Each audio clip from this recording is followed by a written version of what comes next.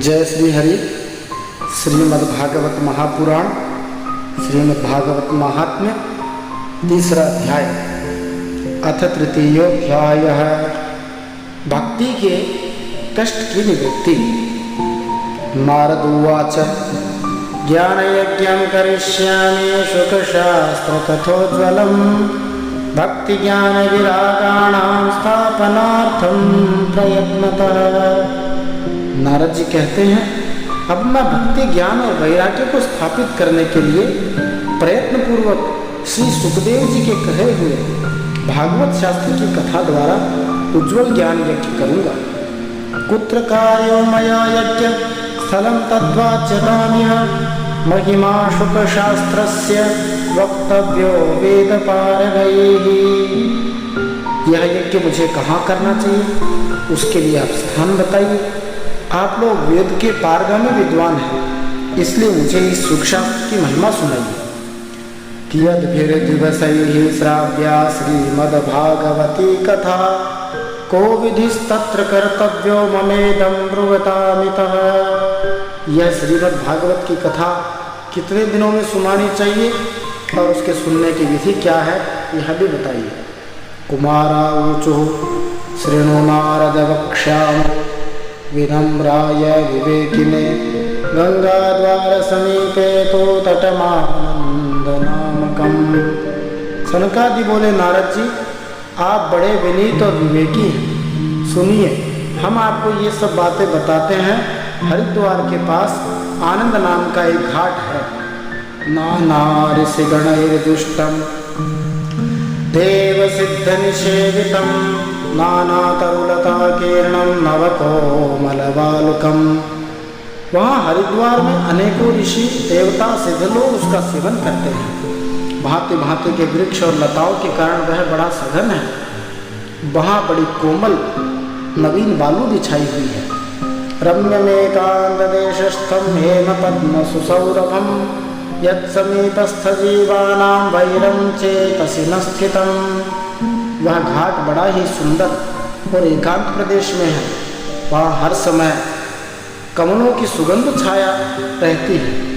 उसके आसपास रहने वाले सिंह, हाथी आदि परस्पर विरोधी जीवों के चित्त में भी वैरभाव नहीं है। ज्ञान यज्ञस्त्वया तत्र कर्तव्यो यः प्रयत्नतः अपूर्व रसरूपा च कथा तत्र भविष्यति। वहाँ आप बिना किसी विशेष प्रयत्न के ही ज्ञान यज्ञ आरंभ कीजिए। उस स्थान पर कथा में अपूर्व रस का उदय होगा। पुरस्थं निर्बलं चैव जराजीर्ण कलेवरं तद्वयं च पुरस्कृत्य भक्तिस्तत्रागमिष्यति। भक्ति भी अपनी आंखों के ही सामने निर्बल और जराजीर्ण अवस्था में पड़े हुए ज्ञान और वैराग्य के साथ वहाँ आ जाएगी। यत्र भागवती वार्ता तत्र भक्त्यादिकं व्रजेत् कथा शब्दं समाकर्ण्य तत्त्विकं तरुणायते। क्योंकि जहाँ श्रीमद् भागवत की कथा होती है वहाँ ये भक्ति आदि अपने आप पहुँच जाते हैं। वहाँ कानों में कथा के शब्द पढ़ने से ये ज्ञान भक्ति वैराग्य तीनों युवा हो जाएंगे। सूत उवाच एवमुक्त्वा कुमारास्ते नारदेन समं ततः गंगातटं समाजग्मुः कथापानाय सत्वराः।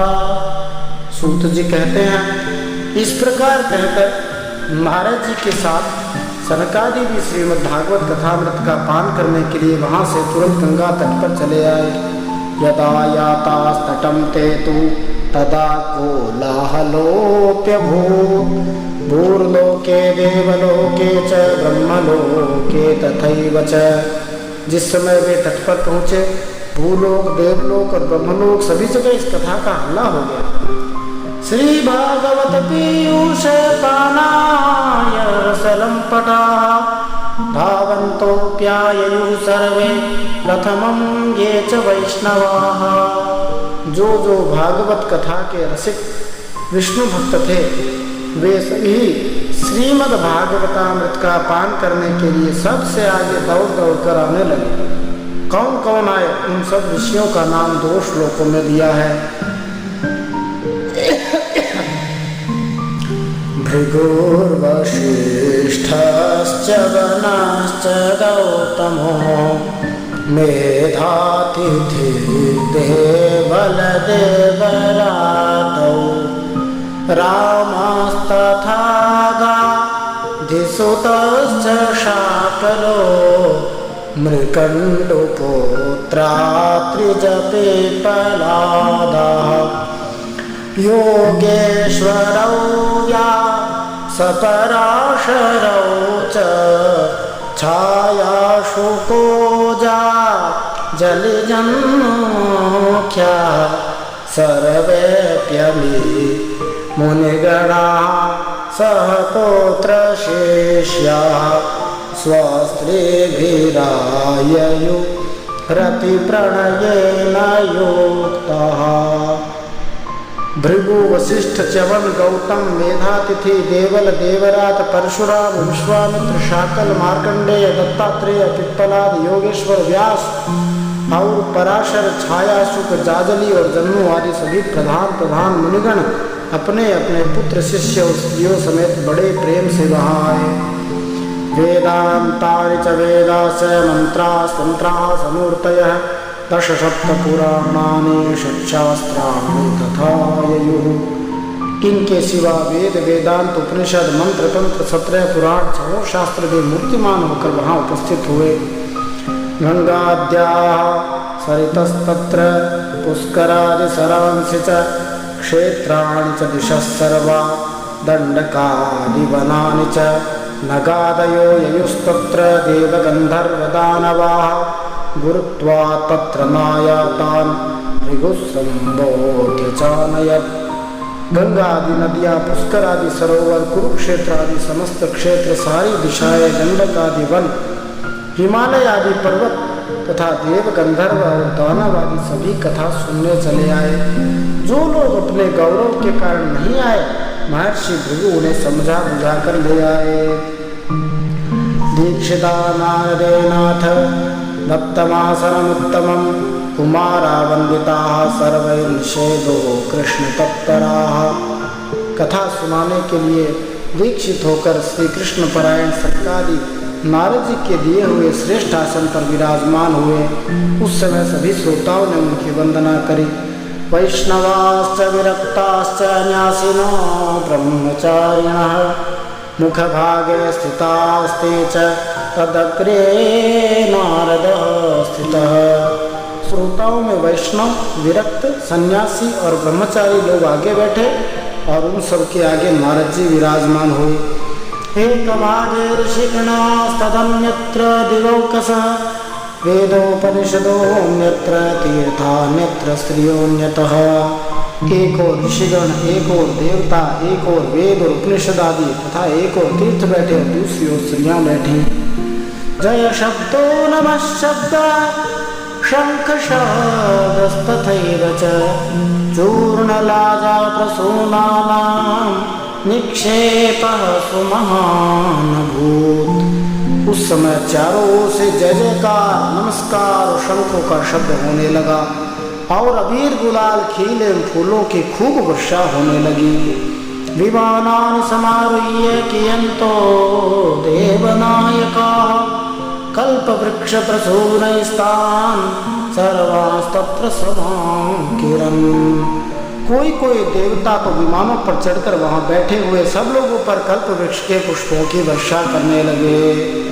सूत उवाच एवं तेष्वेकचित्तेषु श्रीमद्भागवतस्य च माहात्म्यमुचिरे स्पष्टं नारदाय महात्मने।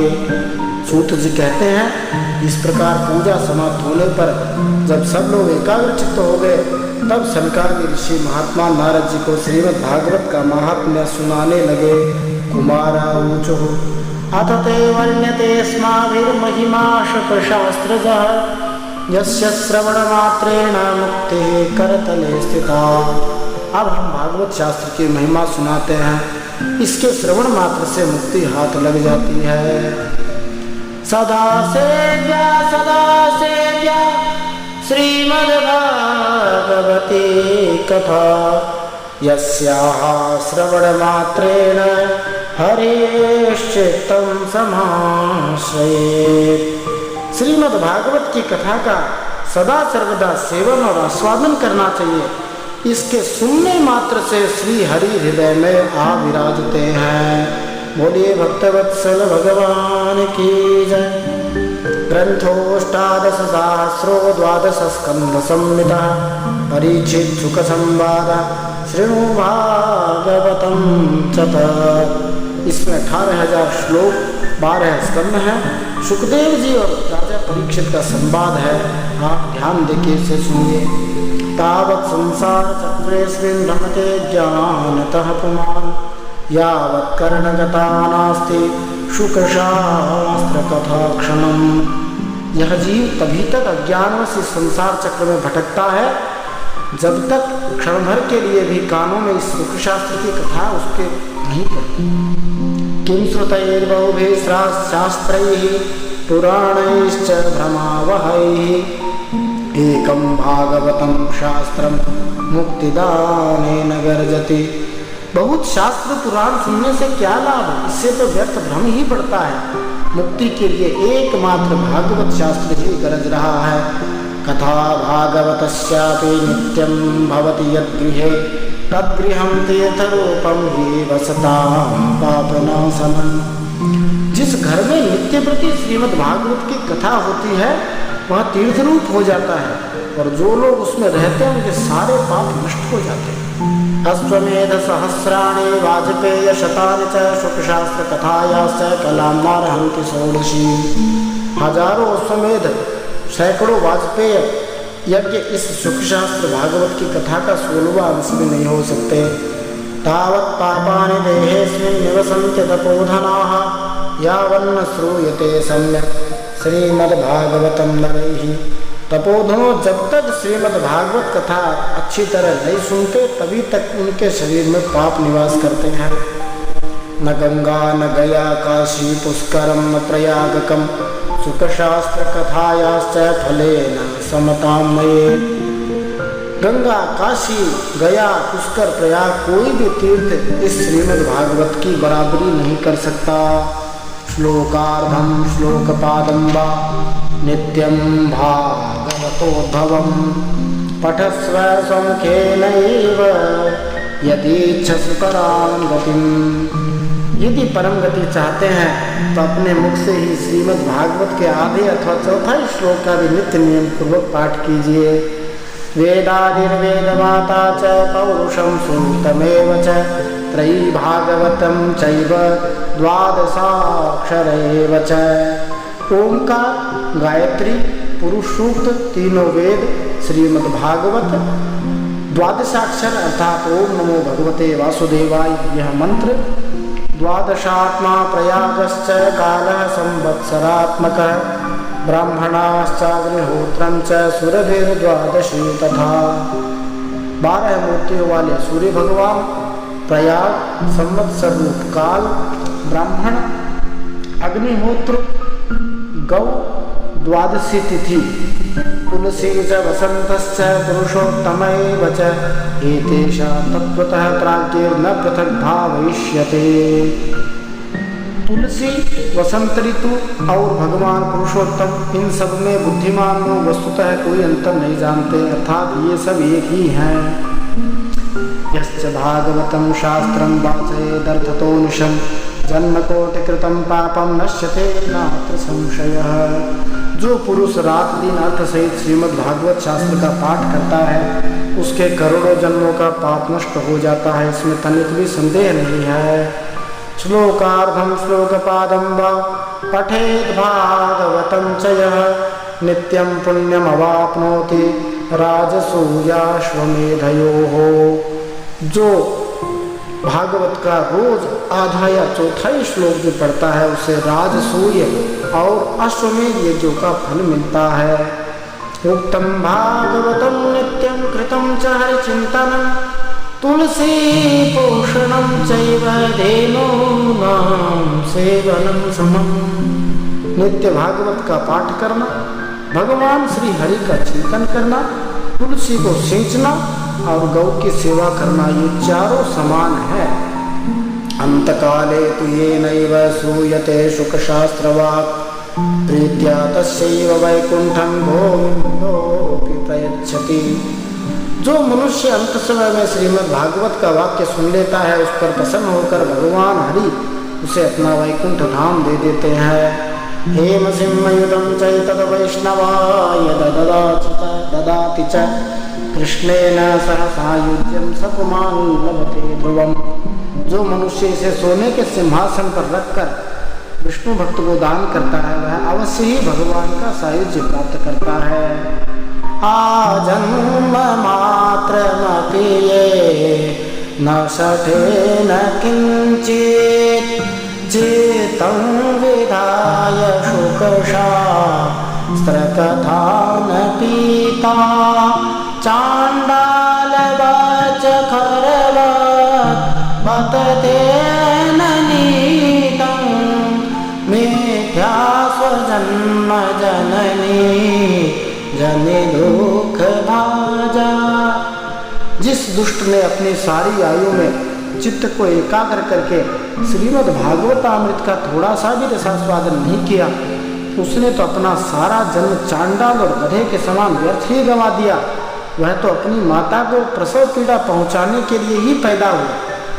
जीवच्छवो निगदिता सतु पाप कर्मा येन श्रुतं शुक कथा वचनं न किंचित् धिक्तं नरं पशुशनं भुवि भाररूपम् एवं वदन्ति दिविदे वसमादमुख्याः।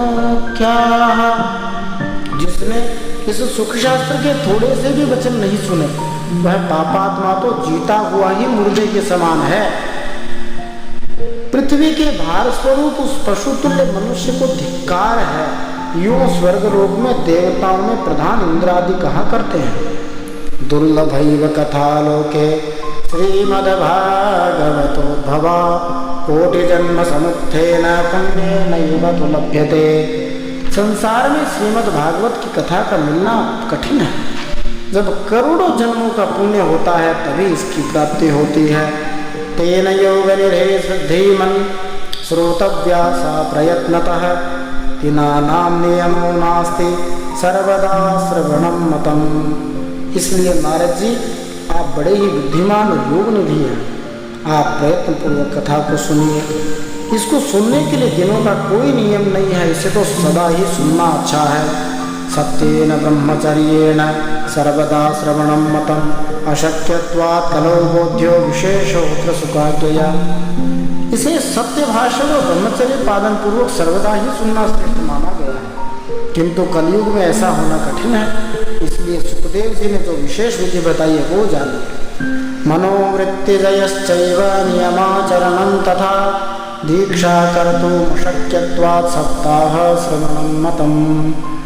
कलयुग में बहुत दिनों तक मन को वश में रखना, नियमों में बंधे रहना, किसी पुण्य कार्य के लिए दीक्षित रहना कठिन है। इसलिए सप्ताह श्रवण की विधि है। श्रद्धातः श्रवणे नित्यं माघे तावद्धि यत्फलं तत्फलं शुकदेवेन सप्ताह श्रवणे कृतम्। श्रद्धा से कभी भी सुनने से अथवा माघ मास में सुनने से जो फल मिलता है, वही फल सुखदेव जी ने सप्ताह श्रवण में निर्धारित किया है। मनसश्चाजयात् रोगात् पुंसां चैवायुषक्षयात् कले दोष बहुत्वाच्च सप्ताह श्रवणं मतम्। सप्ताह श्रवण क्यों?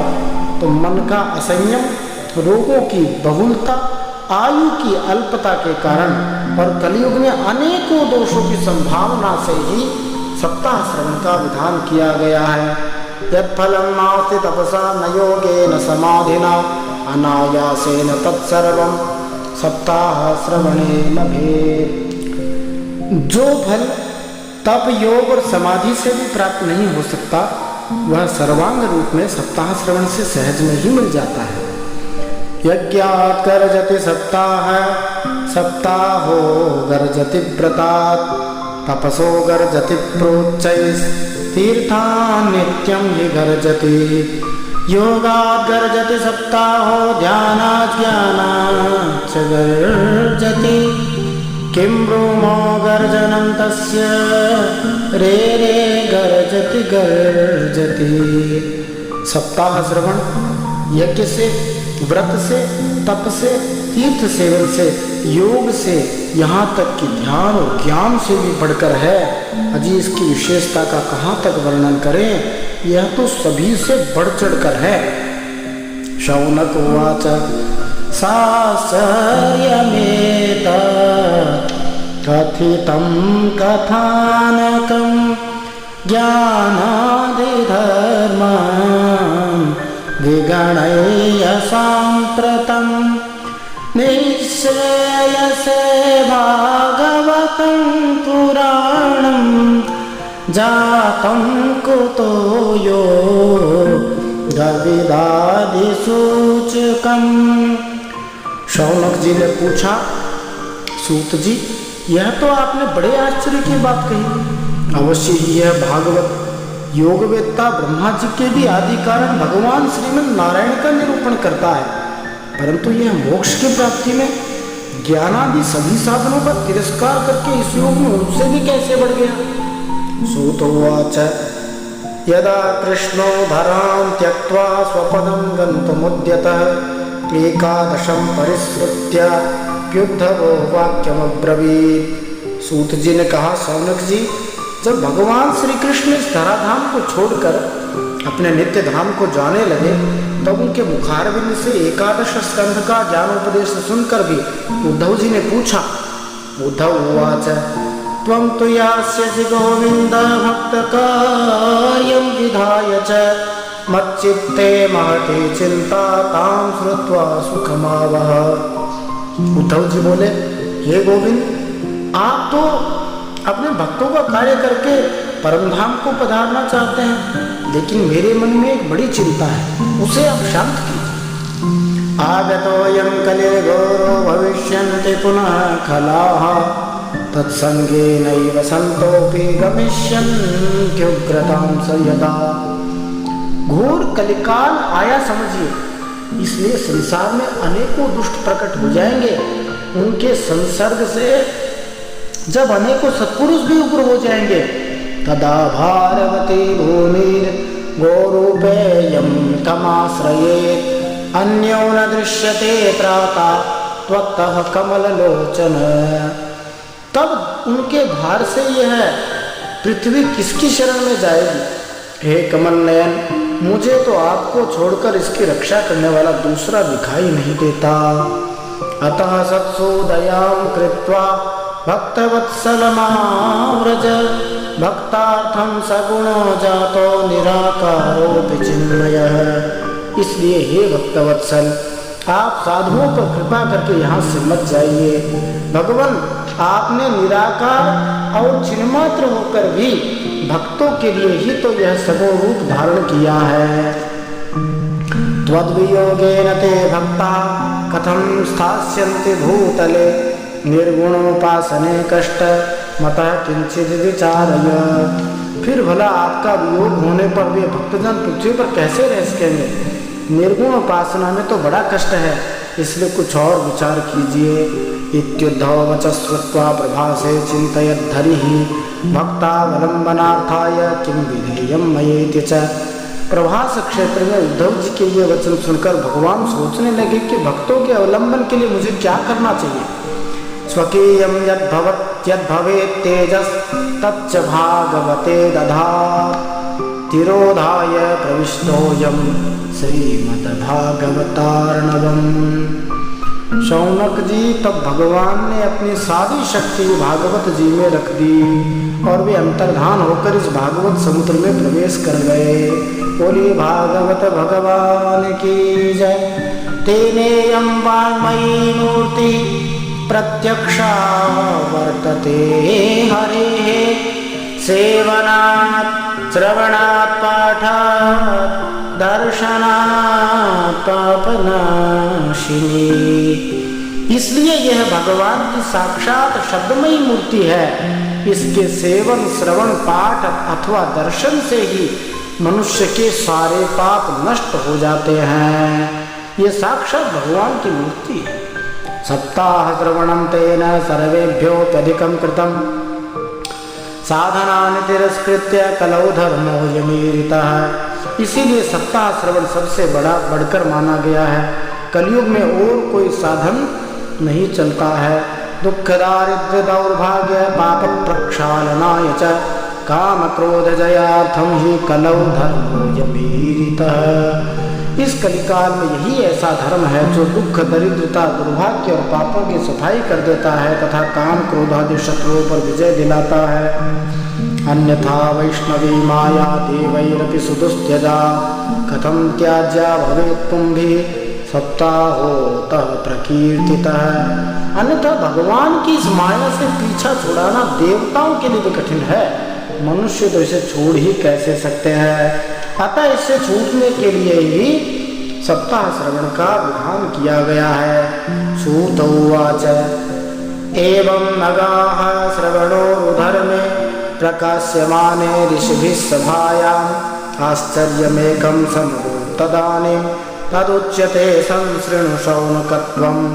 सूत जी कहते, शौनक जी, जिस समय सनकादि मुनीश्वर सप्ताह श्रवण की महिमा बखान कर रहे थे, उसी समय एक बड़ा आश्चर्य हुआ। भक्ति सुतौ तौ तरुणौ गृहीत्वा प्रेमैक रूपा सहसा विरासी श्री कृष्ण गोविंद हरे मुरारे नाथेति नामानि मुहुर्वदन्ति। वहाँ जवान हुई अपने दोनों पुत्रों को साथ लिए विशुद्ध प्रेम रूपा भक्ति महारानी बार बार श्री कृष्ण गोविंद हरे मुरारे हे नाथ नारायण वासुदेव, इन भगवान नामों का उच्चारण करते हुए अकस्मात प्रकट हो गई। बोलिए भक्ति महारानी की जय। ताम च गताम भागवतार्थ भूषाम सुचारुवेशां भद्रषु सदस्या कथं प्रविष्टा कथमागतेयं मध्ये मुनीना मिथि तर्कयन्तः। सब ने देखा परम सुंदरी भक्ति महारानी भागवत के अर्थों का आभूषण पहने पधारी। मुनियों की सभा में सब तर्क करने लगे। सब महात्मा लोग बोलने लगे, ये महिला कहाँ से आ गई, हमारे बीच में कैसे प्रविष्ट हो गई। ऊचु कुमारा वचनम तदानी कथार्थ तो निष्पतिताधुनेयम् एवं गिरः सा ससुता निशम्य सनत्कुमारं निजगादनम्रा। तब सनकादिकों ने कहा, ये भक्ति महारानी अभी अभी कथा के अर्थ से निकली हैं। उनके ये वचन सुनकर भक्ति ने अपने पुत्रों समेत अत्यंत विनम्र होकर सनत कुमार जी से कहा। भक्ति रुवाच भवद्भिरागैव कृतास्मि पुष्टा कलिप्रणष्टापि कथारसेन क्वाहं तु तिष्ठाम्यधुना ब्रुवन्तु ब्रह्मा इदं तां गिरमुचिरेते। भक्ति बोली, मैं तो कलयुग में नष्ट ही हो गई थी, कथामृत से फिर से मैं पुष्ट हो गई। अब बताओ मैं कहाँ रहूं। सनकादिकों ने कहा, भक्तेषु गोविंद स्वरूप कर्त्री प्रेमैकधर्त्री भवरोगहन्त्री सात्वं च तिष्ठ स्वसुधैर्य संश्रया निरंतरं वैष्णव मानसानि। सनकादिकों ने कहा, भक्ति की महिमा बताई, तुम भक्तों को भगवान का स्वरूप प्रदान करने वाली हो, अनन्य प्रेम का संपादन करने वाली, संसार रोग को निर्मूल करने वाली।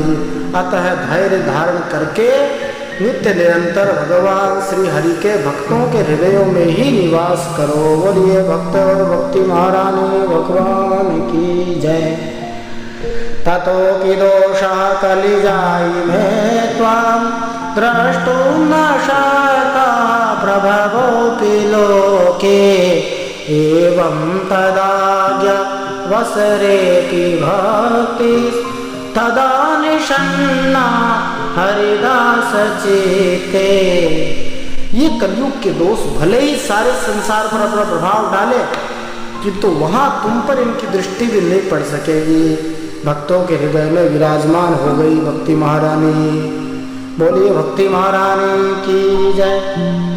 सकल भुवन मध्ये निर्धनास्ते धन्या निवसति हृदि येषां श्री हरेर् भक्तिरेका। हरिरपि निजलोकं सर्वथा तो विहाय